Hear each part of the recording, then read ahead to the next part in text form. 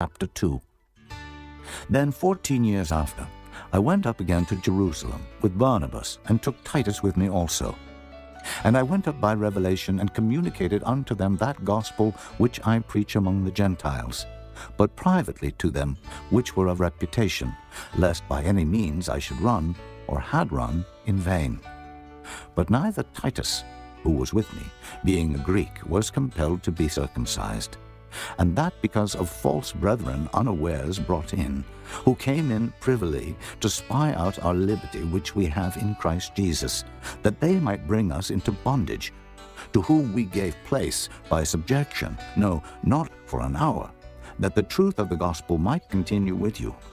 But of these who seem to be somewhat, whatsoever they were, it maketh no matter to me. God accepteth no man's person. For they who seemed to be somewhat in conference added nothing to me. But contrariwise, when they saw that the gospel of the uncircumcision was committed unto me, as the gospel of the circumcision was unto Peter, for he that wrought effectually in Peter to the apostleship of the circumcision, the same was mighty in me toward the Gentiles.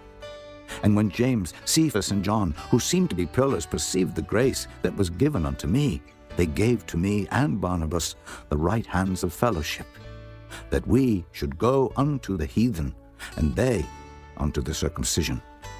Only they would that we should remember the poor, the same which I also was forward to do.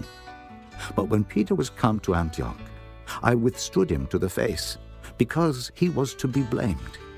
For before that, certain came from James, he did eat with the Gentiles. But when they were come, he withdrew and separated himself, fearing them which were of the circumcision.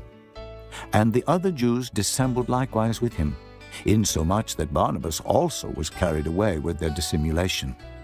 But when I saw that they walked not uprightly according to the truth of the gospel, I said unto Peter before them all, If thou, being a Jew, livest after the manner of Gentiles, and not as do the Jews, why compellest thou the Gentiles to live as do the Jews? We, who are Jews by nature, and not sinners of the Gentiles, knowing that a man is not justified by the works of the law, but by the faith of Jesus Christ, even we have believed in Jesus Christ, that we might be justified by the faith of Christ, and not by the works of the law. For by the works of the law shall no flesh be justified. But if, while we seek to be justified by Christ, we ourselves also are found sinners, is therefore Christ the minister of sin? God forbid. For if I build again the things which I destroyed, I make myself a transgressor. For I through the law am dead to the law, that I might live unto God. I am crucified with Christ, nevertheless I live, yet not I, but Christ liveth in me. And the life which I now live in the flesh I live by the faith of the Son of God, who loved me and gave himself for me. I do not frustrate the grace of God, for if righteousness come by the law, then Christ is dead in vain.